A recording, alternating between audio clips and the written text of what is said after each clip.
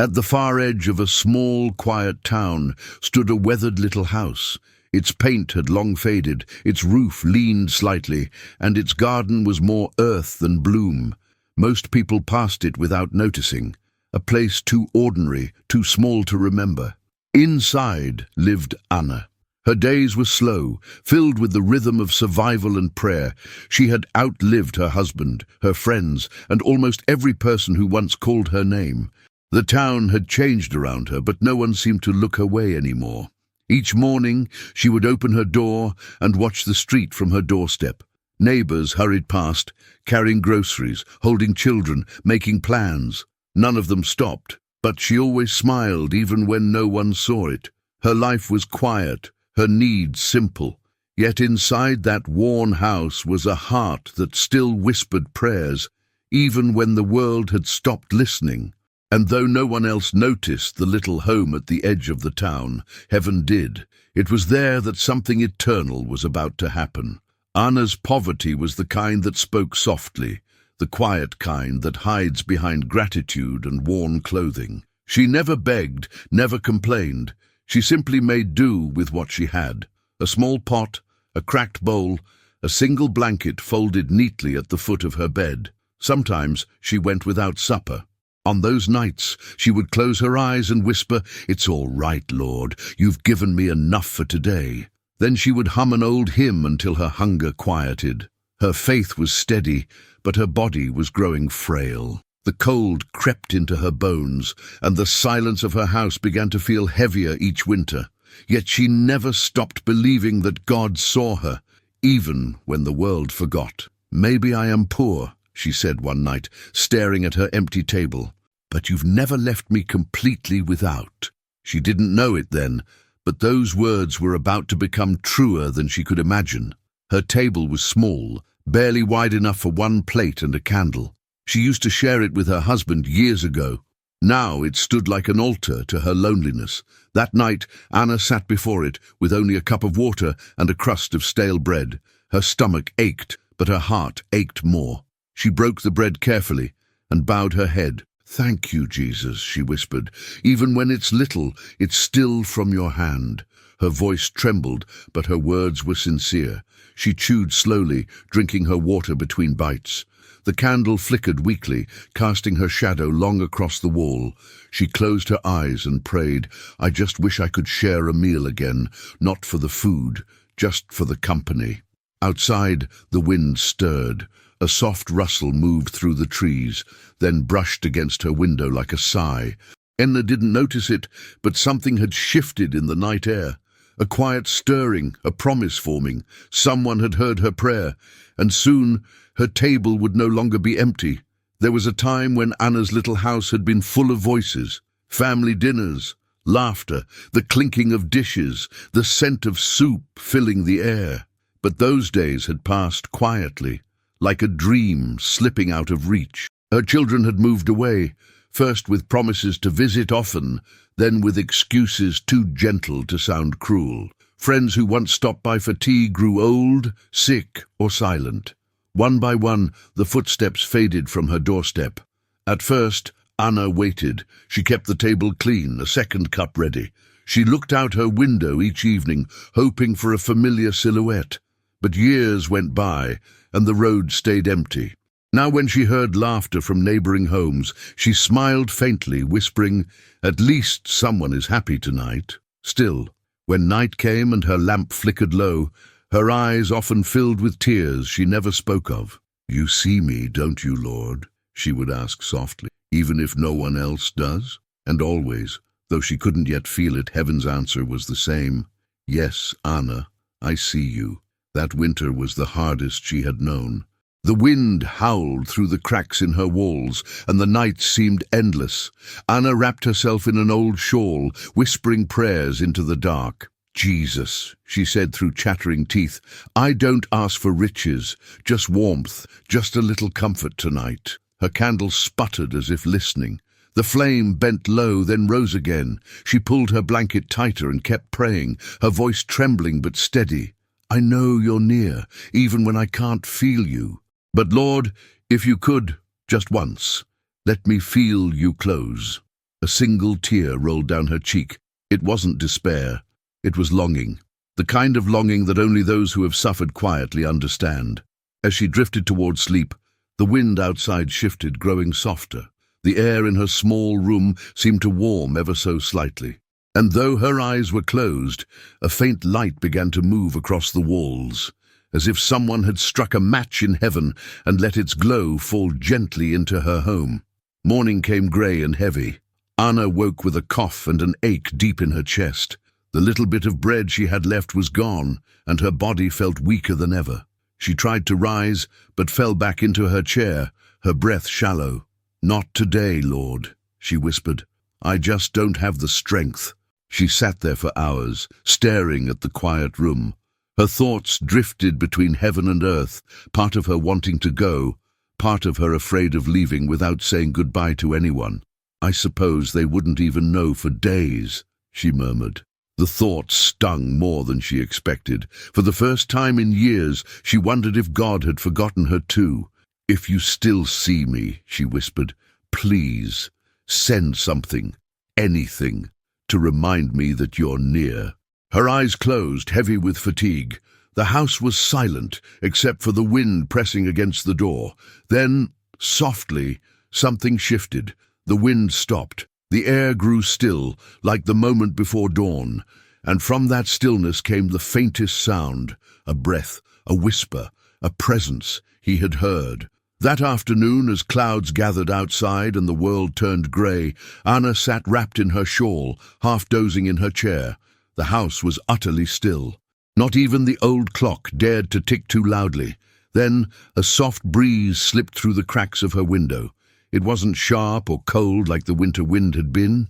It was gentle, almost warm. It brushed her cheek as if with invisible fingers, stirring the air around her. She opened her eyes slowly. "Strange," she murmured. "The windows closed." The curtain fluttered once more, then settled. The air was different now, alive somehow. It carried the faintest fragrance of something she hadn't smelled in years. Fresh bread, perhaps, or lilies. She didn't understand it, but she didn't feel afraid. Instead, her chest loosened, and her weary heart seemed to lift just a little. She whispered, "Is that you, Lord?" No answer came in words, only another soft breath of air, passing gently through her hair. It was enough. Something had entered her home that day. Something sacred. Someone. As night fell, Anna's little house grew dim. She sat by the table, her single candle casting a small circle of light. The world outside was silent, save for the occasional gust of wind. Then, knock, knock. She froze. The sound was soft but clear, 2 knocks on her wooden door. She struggled to her feet and shuffled toward it, her heart fluttering. "Who could that be at this hour?" she whispered. But when she opened the door, no one was there. Only the still night, and the faint scent of something sweet, like bread and honey, carried on the wind. She stood in the doorway for a long moment, listening, her eyes filled with tears, though she didn't know why. "If this is you, Lord," she said softly, "come in. There's not much here, but what I have is yours." She closed the door again and turned toward her small table. Her candle flickered. The air felt warmer now, almost like another presence had followed her inside. The shadows shifted, not in menace but in peace, and somewhere deep within her spirit she felt the truth bloom quietly. She was no longer alone. Anna sat again at her little table, her hands resting in her lap. She couldn't explain it, but she felt it. The room was full now, filled with a calm that she had never known. She didn't see him, not yet, but she knew he was there. Every part of her, her breath, her heartbeat, her tears, seemed to whisper his name. "Jesus," she breathed, barely a sound, and in that moment the candle's flame grew steadier, taller, casting a golden light across the room. It glowed against the worn wood of the table and the cracks of the walls, turning them into something beautiful. It was as if the humble little house had become holy ground. Her eyes welled with tears. "You really came," she whispered. "You didn't forget me." The air felt alive with quiet warmth, the unmistakable nearness of the one who hears the prayers of the poor and sits with the forgotten. Anna closed her eyes and let the peace wash over her. The hunger in her stomach faded, the cold in her bones lifted, and though no human hand touched hers, she felt a palm rest gently over her own, steady, sure, and full of love. The house was silent except for the soft hum of her candle. Anna sat perfectly still, afraid that even the smallest movement might break whatever holy thing was happening around her. Then, out of the quiet, came a voice, not loud, not distant, but near, impossibly near. It wasn't sound so much as presence woven into her very breath. Anna. Her heart stopped for a moment. No one had said her name like that in years, tenderly, with love that carried no pity, no sorrow, only knowing. She pressed a trembling hand to her chest. "Yes, Lord," she whispered, tears slipping down her face. The voice came again, gentle as warmth itself. "I have never forgotten you." Her body trembled, her spirit bowed. She couldn't see him, but she didn't need to. The weight of loneliness that had crushed her for years fell away like dust in the wind. "I thought you'd passed me by," she said softly, her voice cracking. "I pass no one by," the voice answered, "especially those who have nothing left but me." The room seemed to pulse with that truth, alive, real, eternal, and Anna wept, not from pain, but from the beauty of being seen again. She stayed there, eyes closed, heart still trembling with awe. When she finally opened them, she gasped. On the table before her, where there had been nothing but her small candle, sat a loaf of bread, fresh, warm. The steam rose faintly into the air, carrying that sweet, familiar scent she had noticed earlier. Anna reached out slowly, her hand shaking. The bread was real, soft, fragrant, whole. Tears blurred her vision as she whispered, "You did this, didn't you?" She broke a piece, bringing it to her lips. It tasted unlike anything she'd known, not just bread, but life itself. The flavor filled her with a warmth that sank deep into her soul. And then she heard it again, faint but clear. "Take and eat. I am here." She bowed her head, her tears falling freely now. The Lord of Heaven had sat at her poor table and broken bread with her. In that moment, her little home was no longer poor, no longer forgotten. It had become a sanctuary, a table of divine companionship. As Anna finished her meal, she felt the warmth in her hands deepen, not from the bread, but from something greater. It spread up her arms, through her chest, until it filled her entire being. Her body, long, frail, and cold, felt strong again, not in muscle, but in peace. She pressed her palms together, closing her eyes. "You're really here, Lord," she whispered. "Not in a dream, not in my imagination." The silence answered her with a holy stillness. She could feel him sitting across from her, not as an image, but as presence. She didn't dare look up, but she knew if she opened her eyes, she would see him. And yet, she didn't need to. "I have nothing to give you," she said softly. "Nothing but my heart." And then came his answer, not in sound, but in her soul. "That's all I ever wanted." The warmth in her hands glowed brighter, almost pulsing. Her old, tired fingers felt young again, strong enough to hold eternity for a moment. And there, in the silence of her little house, Anna smiled through her tears, because love himself had come to visit. When Anna finally dared to lift her eyes, the room glowed with a softness she could hardly describe. The air itself seemed to shimmer, as though filled with unseen light, and though she could not clearly see his form, she knew he was there, seated across from her at the table, quiet, gentle, real. Her breath caught as she felt his gaze upon her, not the gaze of judgment but of purest love. It pierced her, yet healed her all at once. She couldn't see his face, but she knew his eyes. They were the same eyes that had seen her all her life, through her widowhood, through her hunger, through her tears, the same eyes that had watched her whisper prayers no one else heard. She bowed her head again, unable to bear such tenderness. "You watched me all this time," she whispered, and the voice came softly, like light itself bending toward her. "I never stopped." Her tears fell silently into her hands. The years of loneliness melted away, not erased, but transfigured. Her suffering had become sacred, her house a temple. The Lord had looked upon her, and in that look she was made whole. When morning came, the light through her window was unlike any other day. It was golden, soft, and warm, as if the very air carried a quiet song. Anna woke slowly, her body light, her spirit rested. For a moment she wondered if it had all been a dream, but when she turned toward her table, she saw the proof. The loaf of bread was gone, only crumbs remained, and beside the empty plate lay one perfect white lily.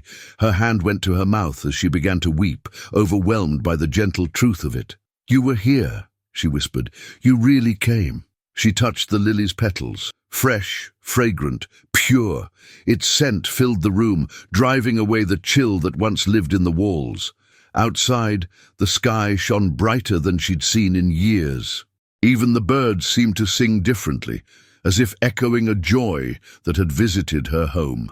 Anna knelt beside her bed and whispered, "Thank you, Lord, for remembering the forgotten."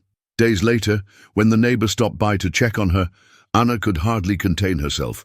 "You'll never believe what happened," she said, her eyes bright. "He came. Jesus himself came to my table." The neighbor smiled kindly, thinking it was the rambling of an old woman's dream. "That's beautiful, Anna," she said gently. "You must have felt his spirit." But Anna shook her head, her wrinkled hands clasping the woman's firmly. "No, dear, not spirit, presence. He was here. I saw the light. I heard his voice. I tasted his bread." The neighbor hesitated, uncertain, but something in Anna's face silenced all doubt. Her eyes, once dim with weariness, now shone with a light that could not come from this world. And as Anna smiled, the whole room seemed to glow again, faintly, quietly, like a lamp still burning from a night of holy visitation. She didn't need to convince anyone. Her peace said everything. Because those who have been truly visited by Jesus no longer need proof. They carry his presence with them. In the days that followed, something beautiful began to change in Anna. Her steps, though slow, grew lighter. Her hands, once trembling, now moved with quiet purpose. Each morning she baked small loaves of bread with what little flour she had left. It was never much, but it always seemed enough. She would wrap each loaf in cloth and carry them to her neighbors' doors, leaving them without a word. When asked why she did it, she only smiled and said, "Because he sat at my table. I can't let another table stay empty." No one understood at first. But as the days went by, people noticed something. The air around Anna's home always seemed warm, no matter how cold the season. The faint scent of fresh bread lingered at her window, and children who passed by swore they heard someone singing inside, though she lived alone. Her kindness spread quietly through the neighborhood, like ripples in still water. Anna had little, yet somehow she gave much. And everything she gave carried the same peace that once filled her house the night Jesus visited. As the weeks passed, Anna's body began to grow weaker again, but this time she was not afraid. She knew her time was drawing near, not as an ending, but as a reunion. Each afternoon she would sit by her window with a small smile, gazing at the sky as if waiting for a familiar friend to arrive. "It won't be long now," she would whisper. "I know you'll come for me the same way you came before." Gently. Her neighbors visited often, bringing her food, though she rarely ate much. She would thank them softly, blessing each one. "You're part of his kindness to me," she told them. "Never doubt that he sees you too." At night, when the wind moved through the trees, she would close her eyes and feel it, that same presence. She'd whisper, "Not yet. Then I'll keep loving while I wait." There was no sadness in her longing, only peace, the calm assurance that when the hour came, she would not face it alone, because she had already seen his eyes once before. The night came quietly, without warning. The moon hung low, and the world outside her window was hushed. Anna sat at her table, a small candle burning before her. Her Bible was open to the words she loved most. "I will never leave you, nor forsake you." She whispered them aloud, her voice soft but steady. You kept that promise, Lord. Then, as the flame flickered, the air in the room changed, just as it had the first time. The faint fragrance of bread filled the air. The light around her deepened to gold. Her eyes filled with tears. You came again, she said softly. And from that same silence came the voice, gentle, familiar, eternal. I came to take you home. Her hands trembled as warmth filled her once more. She closed her eyes, smiled, and whispered, "Then I'm ready." The candle flickered once, twice, and went out, but the room did not darken. It glowed with the same light that had filled it before. Anna's chair was empty now, but her table, her small, humble table, still held the fragrance of heaven. The next morning, the neighbors noticed something unusual. Anna's chimney no longer smoked, and the curtain at her window hung perfectly still. Clara, the young woman who often brought her bread, felt a quiet pull in her heart and went to check on her. The door was unlocked. The little house smelled faintly of warm bread and lilies, a scent no one could explain. The candle on the table had burned down to its end, yet the room was still softly lit, as if dawn itself lingered there longer than usual. Anna sat in her chair, her hands resting calmly in her lap, her face radiant. Her eyes were closed, and a small smile touched her lips, the kind of smile only peace can give. Clara whispered through her tears, "You weren't alone, were you?" She knew the answer even before she said it. The room was alive, not with sound, but with presence. A warmth moved through the air like invisible sunlight, wrapping even the grief in gentleness. It was as if heaven had come for her quietly, with tenderness, and decided to leave a trace behind, so that everyone who entered would know Jesus had been there. After Anna's passing, her home remained a place of quiet wonder. The townspeople began to notice the way the house always seemed to glow softly at dusk, how the air inside felt warm no matter the season. Clara took care of the home, never moving a thing. She often sat at Anna's small table to pray. One evening, as she bowed her head, she felt it, that same peace Anna had spoken of, a hand unseen yet certain resting on her shoulder. She began to weep, whispering, "You're still here, aren't you?"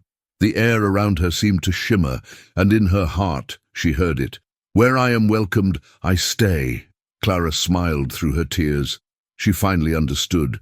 Anna's little house was no longer just a home. It had become a place where heaven had touched the earth and decided to linger.